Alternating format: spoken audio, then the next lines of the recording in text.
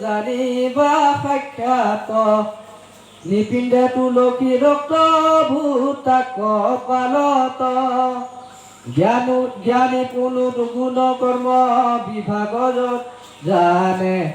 দেহক আত্মাক দুয়ো কুভিন্ন কৰি মানে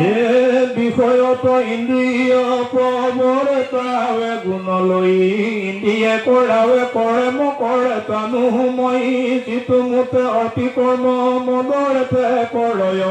চিত্ত বুদ্ধি আত্মা মন মুতে সমৰ্পয় এই মতে কৰ্ম কৰিবে কনিতে নিত মুতে শ্ৰদ্ধা কৰি হৈবে অসূয়া বৰ্জিত যিজনে মুহুৰ মতে কৰে অনুষ্ঠান কৰ্ম কৰি বন্ধ মুক্ত পাৱ মূৰ স্থান মূৰ মত নলৱে কামি মূঢ়মতি মূৰ মতে অসুৱা কৰয় দিনে ৰাতি জানি মূৰ মত লয়া সুখ পৰিহৰা মুঠ পিছদৰে মত থাকি যুদ্ধ কৰা পাঠে বোলে কৃষ্ণ মূৰ বাক্য শুনি উক তব মত লয়া কবে সধৰ্মে ভজুক কৃষ্ণ বোলে তাৰ পুৰেক কৰে মোৰ সংস্কাৰে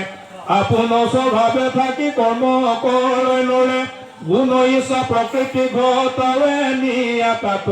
কোনে বাৰ পাৰে প্ৰকৃতিৰ হাত হাত ধৰা গুণ দুখ জানয় অৱশ্য হেনয় জ্ঞানীও হয় প্ৰকৃতিৰ অৱশ্য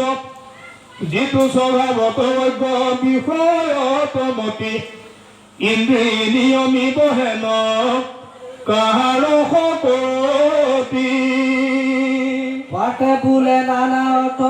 তোমাৰ বাক্যৰ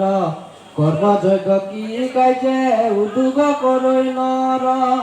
যদি কৰ্ম কৰে প্ৰকৃতিৰ অৱশ্য যাই আৰু বিধি নিষেধক পাইনা কোনো ঠাই শাস্ত্ৰ বেদ পুৰাণ হে সমস্ত উৰিল পানীত নালাগে নাও দৰতে বুৰিল কৃষ্ণ বোলে তাৰ যেহেতু কহু উপদেশ সাৱধানে শুনিও সখী